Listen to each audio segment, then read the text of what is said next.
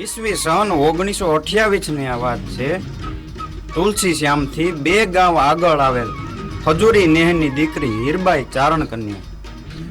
એક સિંહે આ ચારણ કન્યાની વાછડીનું મારણ કર્યું હતું, પણ ત્યારે માત્ર 14 વર્ષની દીકરી હીરબાઈ નામની ચારણ કન્યા સાક્ષાત જગદંબા હોય તેમ પોતે વિકરાળ સ્વરૂપ ધારણ કર્યું અને લાકડી લઈ અને સિંહની પાછળ દોડી અને આ સિંહને તેનું માંસ ખાવા ન દીધું।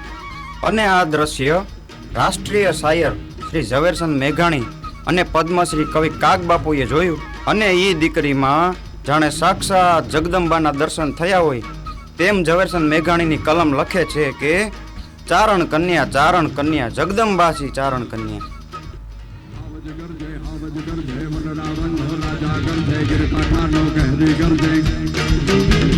રાવત ગુણો હરી ગરજે ગઢ પાતળિયો જો ધો ગરજે મોફાડી માતે લો ગરજે ઓ જાણે કો જો ગંદર ગરજે નાનો જે બહુ સુંદર ગરજે જાણે કો જો ગંદર ગરજે નાનો જે બહુ સુંદર ગરજે જાણે કો જો ગંદર ગરજે નાનો જે બહુ સુંદર ગરજે ઉગરના ગાળામાં ગરજે કણબીના ખેતરમાં ગરજે ગામતણા પાદરમાં ગરજે ગિરિયોની ગોહરમાં ગરજે ઉગમણો આથમણો ગરજે હે સાવતી ગરજે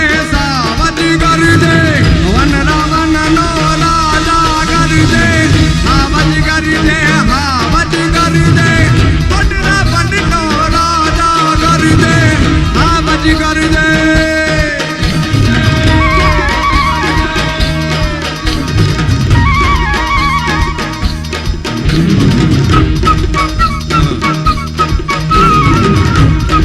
ડાલા મથાને કેસરીને 14 વર્ષની દીકરી કહે છે શું ભોરે છે ગિરના કુત્તા જુ ભોરે છે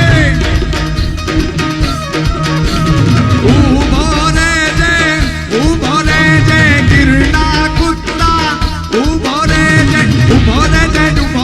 ગિરના કુત્તા જુ ભોરે છે રાજપડી કે જુ ભોરે છે ગાગો દારા જુ ભોરે છે ભૂખમરા તું જુ ભોરે છે ગાગો દારા જુ ભોરે છે પેટ ભરા તું જુ ભોરે છે ચોર લૂંટારા જુ ભોરે છે। અને આ દ્રશ્ય જોઈ ઝવેરચંદ મેઘાણીને 14 વર્ષની નાની દીકરી નથી લાગતી। એને શું લાગે છે કે અસુરોને મારવા રાક્ષસોને મારવા જાણે ખુદ માં ભગવતી પ્રગટી હોય એવી લાગે છે। અને પછી ચારણ કન્યાનું વર્ણન કરે।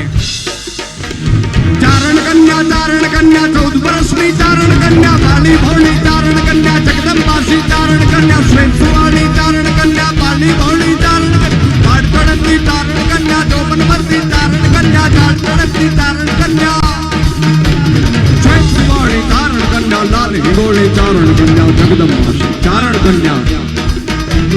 યા દેવી સર્વભૂતેષુ શક્તિ રૂપેણ સંસ્થિતા નમસ્તે નમો નમઃ યા દેવી સર્વભૂતેષુ શક્તિ રૂપેણ સંસ્થિતા નમસ્તે નમો